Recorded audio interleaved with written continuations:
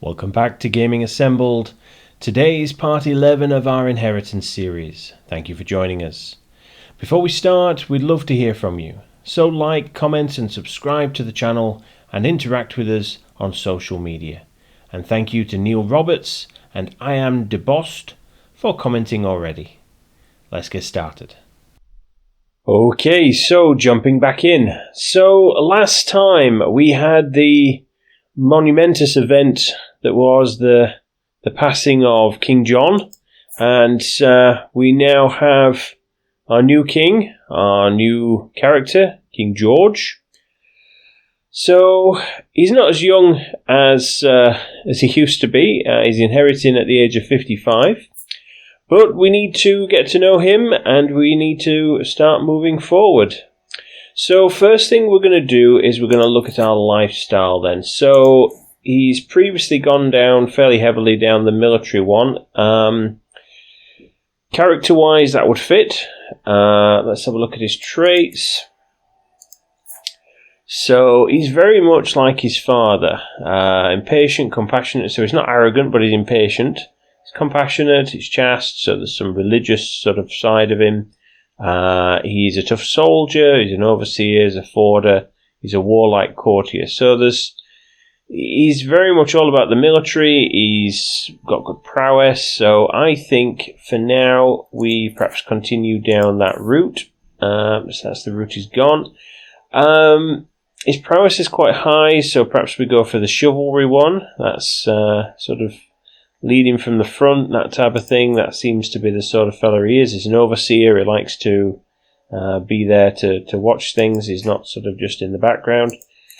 So we'll go with that. Let's set up our council. So our brothers are primarily going to be our main councillors, I suppose. So they're mostly our dukes.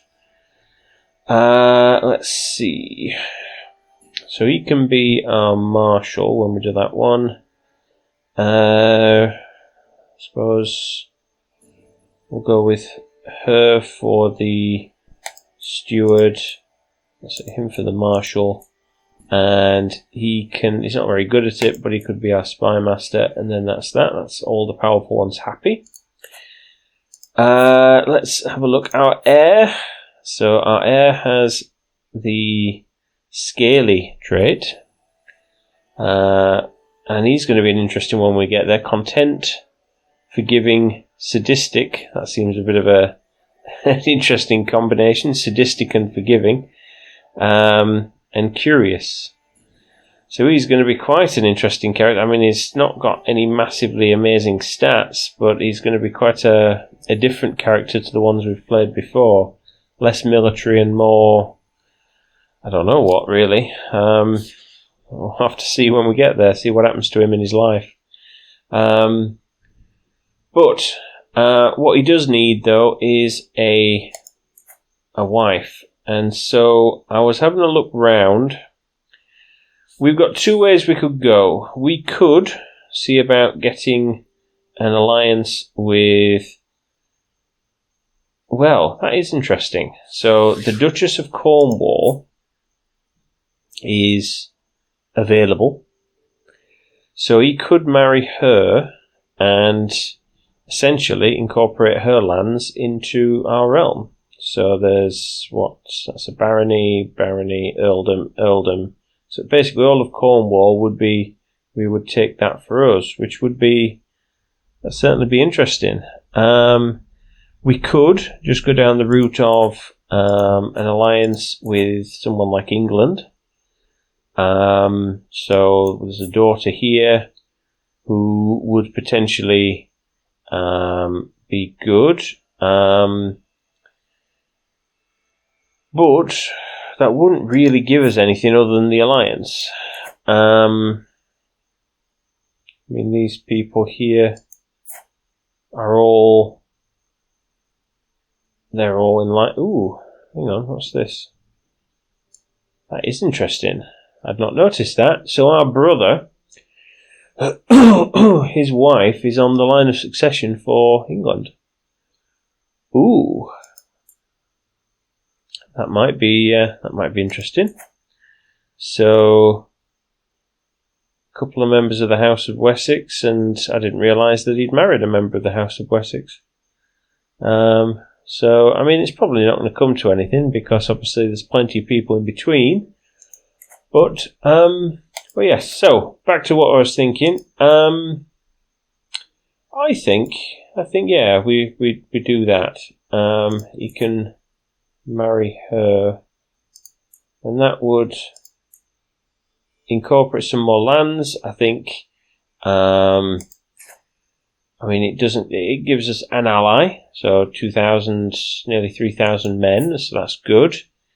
And I think it would fit with what our man George here would do. He's, a bit of a strategist, I suppose, and things, but so I think that would fit to a certain degree.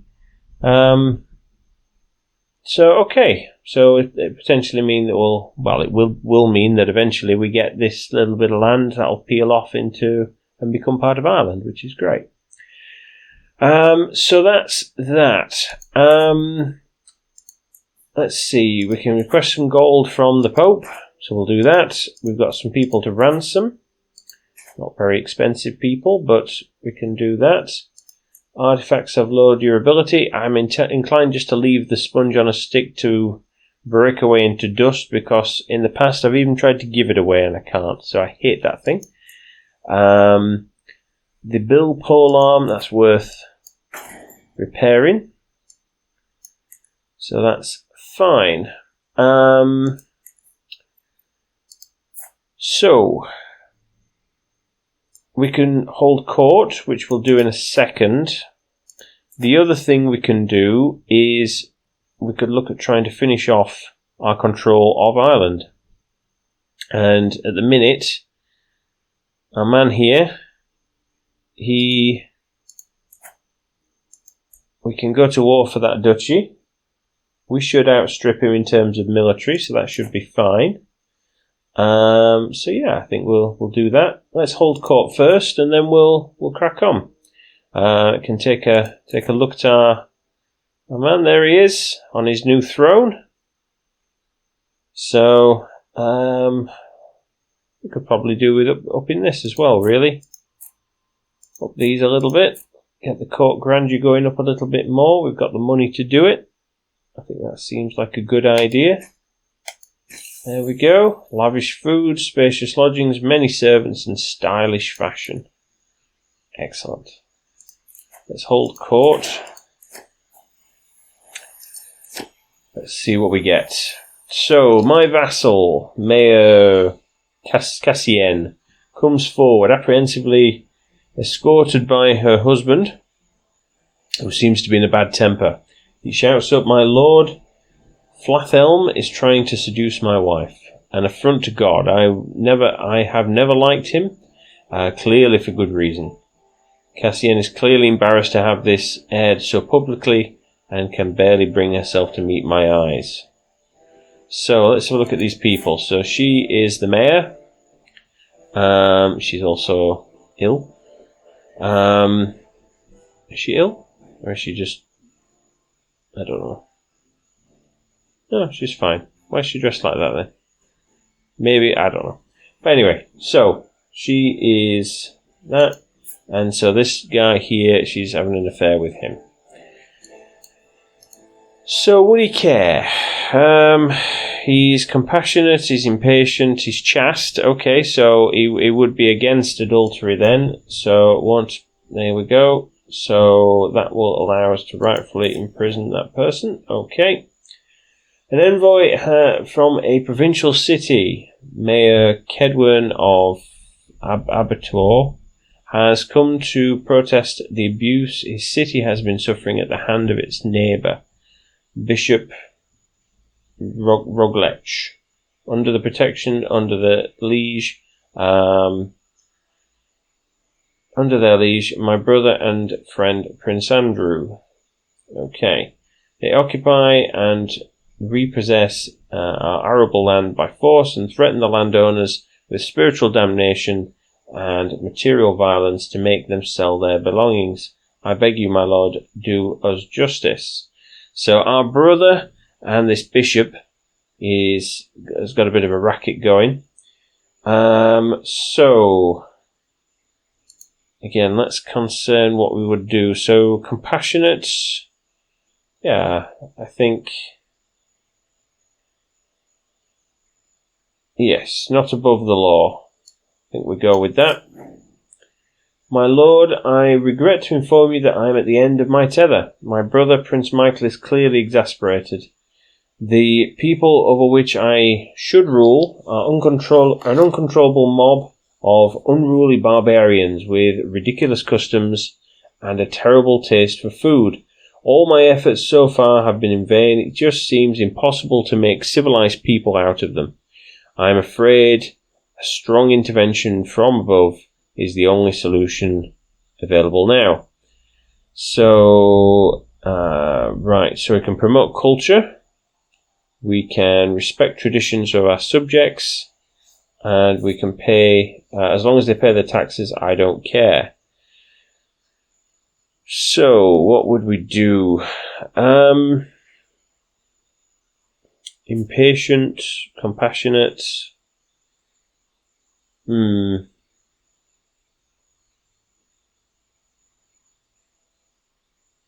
Well,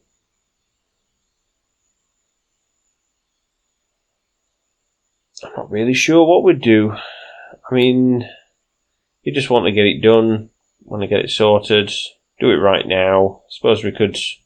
The impatient one would probably come under that. Just show them, just get on with it. Show them the right way. Fair enough. So, not really bothered about talking about it. Let's just do it. There we go. Sorted. Okay, fine.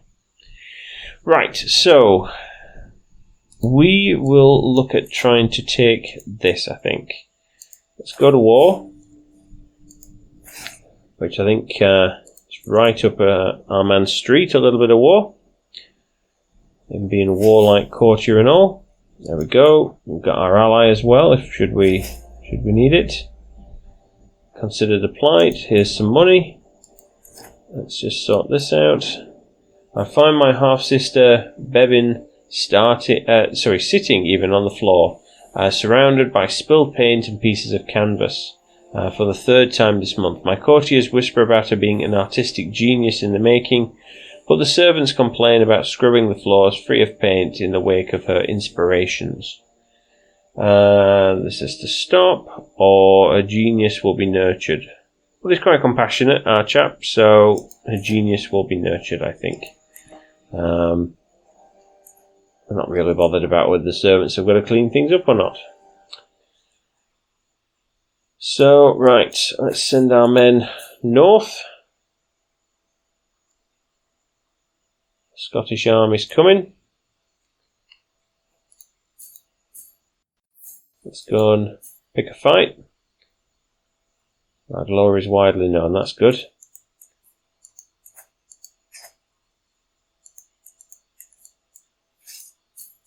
Okay. So this is my half-sister's daughter. Well, she can...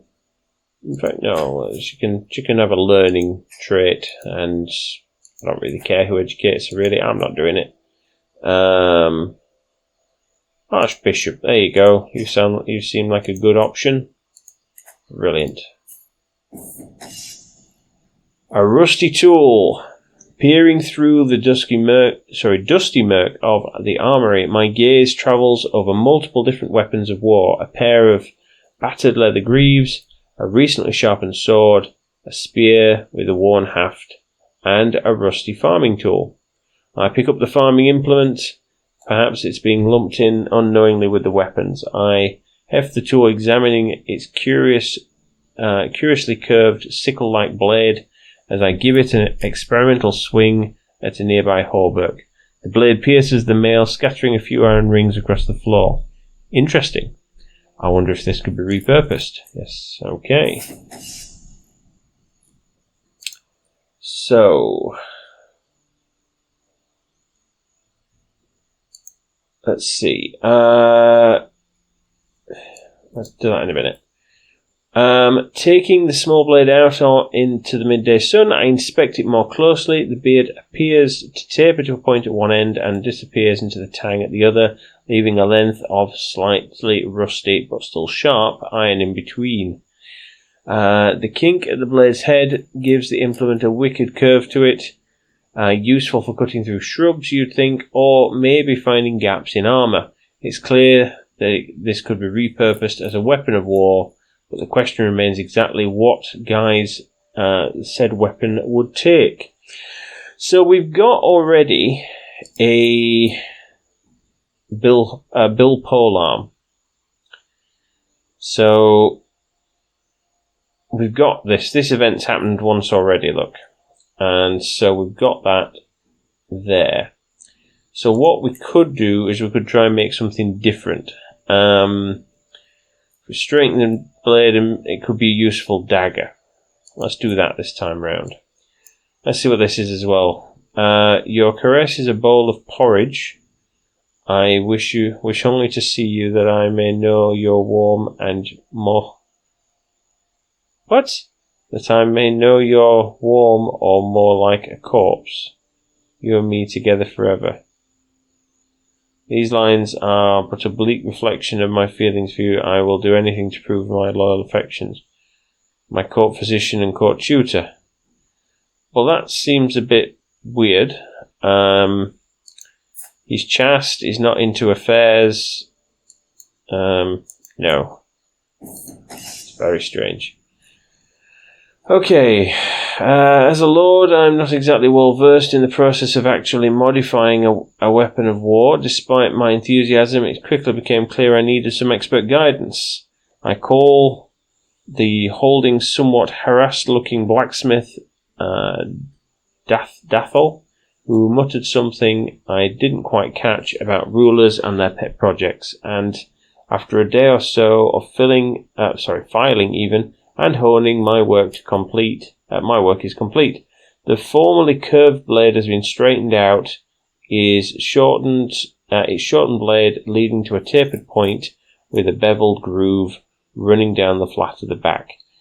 It is not a pretty weapon, but a weapon it is nonetheless. Okay, so I've got a makeshift dagger artifact. Okay. So let's have a quick look at it. Oh, very nice. The King of England likes us a little bit. So, where are we? Makeshift dagger. Very good. Very nice. Yeah, sponge on a stick's nearly gone. I do hate the sponge on a stick. I'm happy to let it break apart and disappear. So, have we got our other... Yes, we have. We've got our other castle here now. Let's start building some bits there. Let's go with the barracks there. That's it for now. Right, so we're in the middle of a fight. We've broken off. Let's take some land here, go and capture this.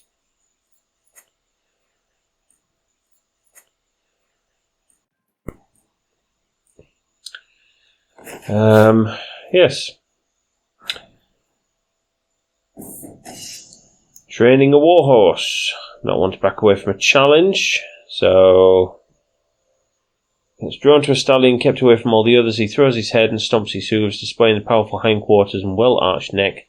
Creature has the best of conformations and the worst of tempers. Okay. Steady hand required to tame the beast. Yeah, we'll do that one. And I will take him as my personal warhorse. The Warhorse. A name inspired by history. Let's go with... Well, he'd value someone military-wise, and Charlemagne would certainly fit that bill.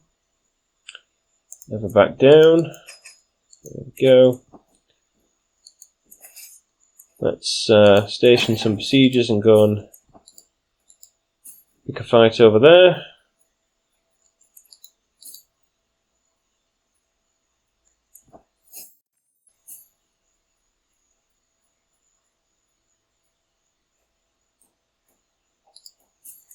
Might as well wait and bring in my entire force.